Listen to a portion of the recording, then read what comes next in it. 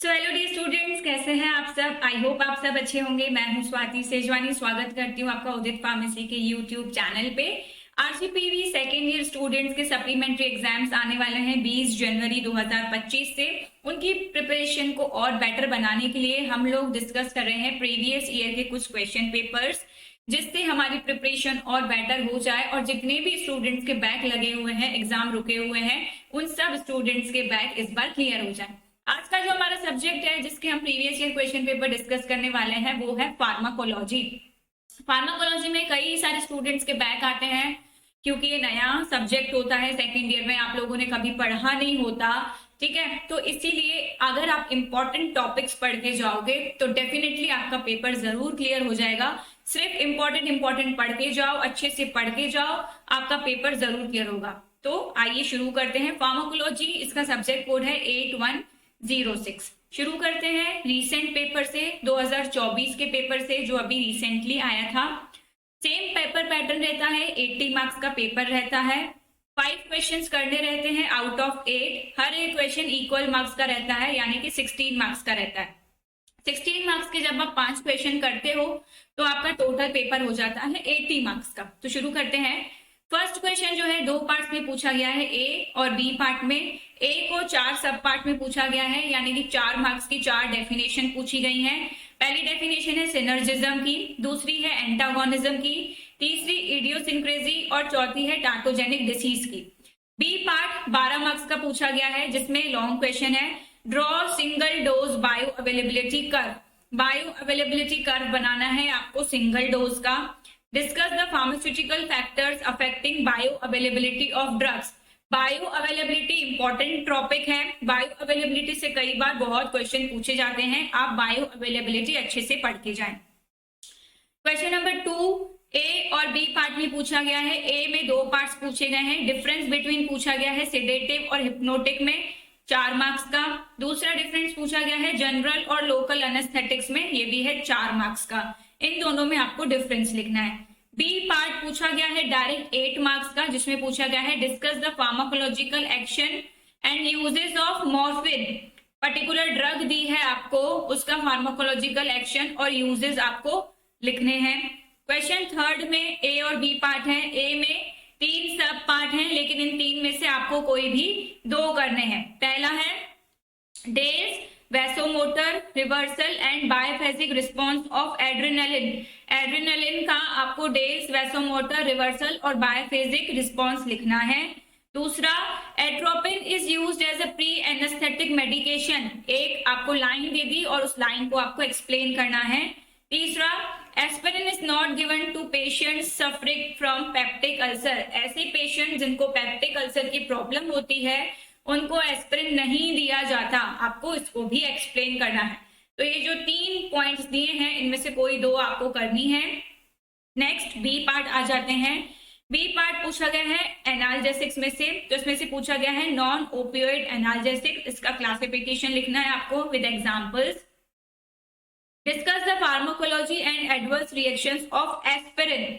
इसमें 2 क्वेश्चन पूछे गए हैं 8 नंबर में। पहला आपको नॉन ओपियोइड एनाल्जेसिक क्लासिफिकेशन लिखना है, फिर आपको एस्पिरिन की फार्माकोलॉजी और एडवर्स ड्रग रिएक्शंस लिखनी है। क्वेश्चन नंबर 4 डायरेक्ट 16 मार्क्स का क्वेश्चन है, इसमें कोई सब पार्ट नहीं है। Classify epilepsy and anti epileptic agents. Epilepsy को आपको क्लासीफाई करना है, एंटी एपिलेप्टिक एजेंट्स क्या होते हैं वो लिखना है।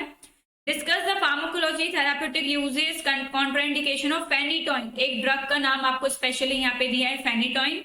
इसकी पूरी आपको फार्माकोलॉजी लिखनी है, यूजेस लिखने हैं और कॉन्ट्राइंडिकेशंस लिखने हैं। क्वेश्चन 5th पे आ जाते हैं। 5th के ए पार्ट में 3 पार्ट्स आपको दिए हैं, इनमें से कोई 2 आपको करने हैं। सबसे पहला है REM and N REM sleep. ठीक है, REM एंड NREM स्लीप के बारे में लिखना है। दूसरा आपको मियोसिस और मीडियासिस के बारे में लिखना है। तीसरा है sympathetic and parasympathetic nervous system. इन तीनों में से कोई भी 2 आपको अटेम्प्ट करने हैं। बी है classify the anxiety disorder. Discuss the pharmacological action of बेंजोडाइazepines।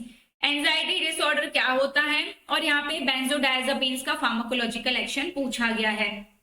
Question number 6 में आपके पास 6 ऑप्शंस हैं, लेकिन इन 6 में से आपको कोई भी 4 करने हैं, ठीक है। हर एक जो है 4 मार्क्स का है। एंटी पार्किंसन ड्रग्स के ऊपर नोट लिखना है आपको, कार्मिनेटिव्स के ऊपर लिखना है, वैसोडायलेटर्स के ऊपर लिखना है, कार्डियोटोनिक एजेंट्स के ऊपर लिखना है, एंटी डायूरेटिक ड्रग्स के ऊपर लिखना है, थ्रोम्बोलाइटिक ड्रग्स के ऊपर लिखना है। एक पर्टिकुलर कैटेगरी आपको दी हुई है, जिसमें से भी आपको बेटर पता हो उस 4 मार्क्स को आप 4 ऑप्शंस अटेम्प्ट कर सकते हो। बात करते हैं क्वेश्चन नंबर 7 की। इसमें ए और बी पार्ट दिया गया है। इसमें पूछा गया है explain angina pectoris. Angina pectoris को एक्सप्लेन करना है आपको। Discuss the mechanism of action, pharmacological action and uses of Sorbitrate. यहाँ पे जो ड्रग का नाम दिया है आपको वो है सॉर्बिट्रेट। इसका मोड ऑफ एक्शन यानी कि मैकेनिज्म ऑफ एक्शन लिखना है आपको, फार्माकोलॉजिकल एक्शन और यूजेस लिखने हैं। 8 मार्क्स का ये आपको आंसर लिखना है। इसके बाद बहुत ही इजी पूछा गया है मलेरियल पैरासाइट की लाइफ साइकिल। बहुत बार आप पढ़ चुके होंगे। डायग्रामेटिक वे से आप इसको लिखिए, क्योंकि क्वेश्चन में लिखा हुआ है विथ डायग्राम, तो मलेरियल पैरासाइट की साइकिल लिखनी है आपको विथ डायग्राम। क्वेश्चन नंबर 8 में 2 पार्ट्स हैं, ए और बी। ए में 4 सब पार्ट्स हैं, इसमें से कोई आपको 2 करने हैं, जैसे कि bacterial resistance, super infection, combination drug therapy in TB, chemotherapy of cancer. इन चारों में से कोई भी 2 आपको अटेम्प्ट करने, 4 मार्क्स ईच है। बी में पूछा गया है give the mechanism of action, therapeutic uses and adverse drug reactions.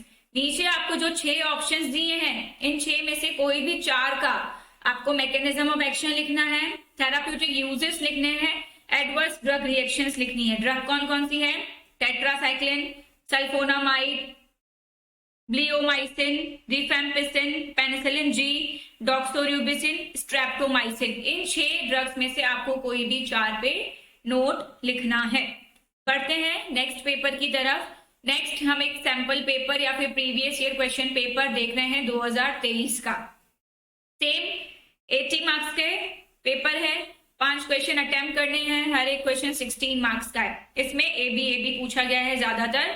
First के ए पार्ट में पूछा गया है general anaesthetics with classification, discuss the various stages of anaesthesia. General anaesthetic क्या होता है उसकी डेफिनेशन लिखनी है और साथ साथ उसका क्लासिफिकेशन लिखना है, और एनेस्थेशिया के क्या क्या स्टेजेस होते हैं वो लिखने हैं।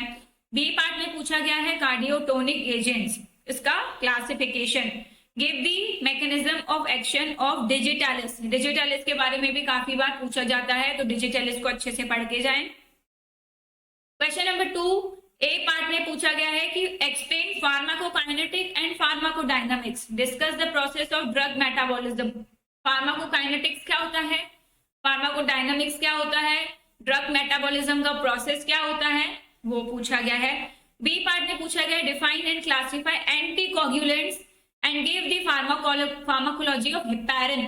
एंटीकोगुलेंट्स क्या होते हैं और हेपेरिन के एक पूरा नोट लिखना है, फार्माकोलॉजी लिखनी है, जिसमें जो भी आपको हेपेरिन के बारे में पता हो वो सब डिटेल आपको लिखनी है। क्वेश्चन नंबर 3 ए पार्ट में पूछा गया है explain route of drug administration, discuss the advantage and disadvantages of parenteral routes. आपको रूट ऑफ ड्रग एडमिनिस्ट्रेशन के बारे में डिटेल नोट लिखना है। इसके बाद पेरेंट्रल रूट के क्या एडवांटेजेस होते हैं, क्या डिसएडवांटेजेस होते हैं, वो आपको डिस्क्राइब करने हैं। बी है classify sedative and hypnotics, discuss the pharmacology of phenobarbitone. Sedative hypnotic के बारे में बहुत पूछा जाता है, अभी हमने पिछले पेपर में भी देखा, तो सेडेटिव हिप्नोटिक अच्छे से पढ़ के जाएं। इसके बाद आपको फार्माकोलॉजी लिखनी है फिनोबार्बिटोन ड्रग की। फोर्थ का ए पार्ट है classify anticholinergic drugs with classification. Anticholinergic drugs लिखनी है आपको, उसका क्लासिफिकेशन लिखना है। Give the pharmacology of acetyl choline. Acetyl choline के बारे में भी अच्छे से पढ़ के जाएं। बी है define anti malarial drugs with classification and explain the pharmacology of chloroquine. Anti malarial drugs क्या होती हैं वो लिखना है, डेफिनेशन, क्लासिफिकेशन लिखना है उसका, और क्लोरोक्विन की फार्माकोलॉजी लिखनी है। जनरली अगर किसी ड्रग के बारे में या क्लासिफिकेशन पूछा जाता है तो जो मेन ड्रग्स होती हैं उनके बारे में पूछा जाता है।